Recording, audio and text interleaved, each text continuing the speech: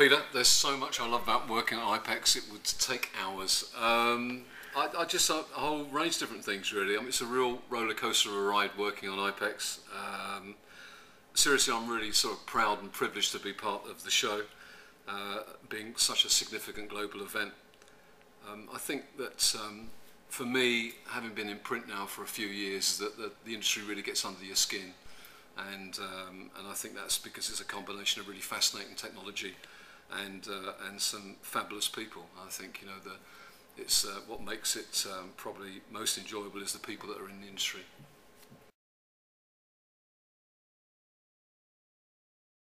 There are many, but I think most of them probably have to remain private. But there are a couple of things which I remember being quite funny, and they both actually when we were in India.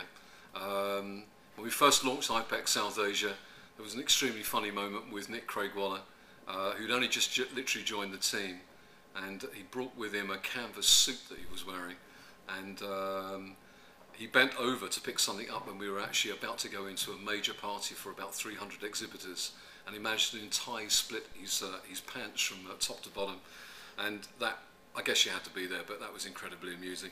And then there was another occasion when we had a road show at Ipex South Asia, and we rehearsed this thing, and it was going to go on for about 40 minutes. Everyone was sat down waiting for us, and I was just about to speak, and then all of a sudden a major exhibitor that I won't mention, but you know who you are, their band struck up and completely drowned anything out that I was about to say, which I guess was probably even more entertaining. So they were two very funny moments.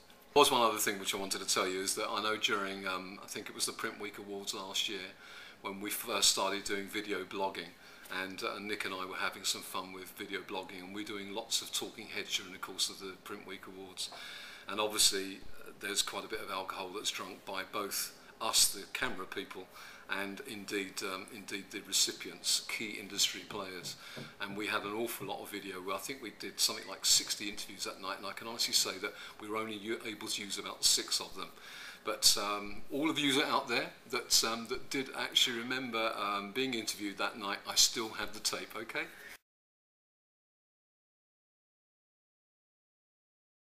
This is easy. International, international, international.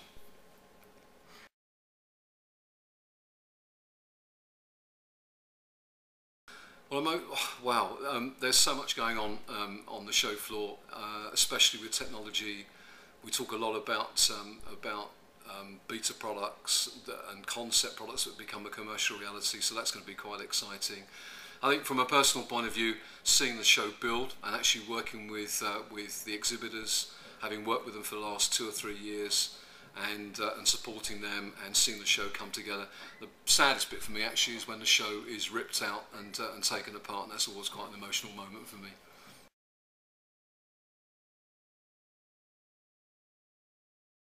I think I know what this is, and I'm sure he'll hate me for saying this, but I know Nick has a real thing about people calling him Craig. As we know, his name is Nick Craigwaller.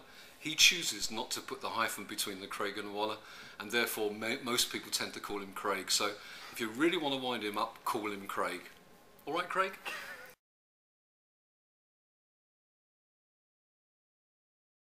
Well, Peter, you and I both know that. We've only worked for him for a short period of time, and we've got to know him quite well. But Andrew Thornhill, he does have quite a strange dress sense. He was wearing last Thursday, when we had a bit of a dress down, some sort of grandad long t-shirt, but with a really striking waistcoat. And he does cut quite a good-looking guy in a waistcoat. He's got obviously quite a few of them. I'm not sure whether it's a snooker thing, but waistcoats is obviously his thing.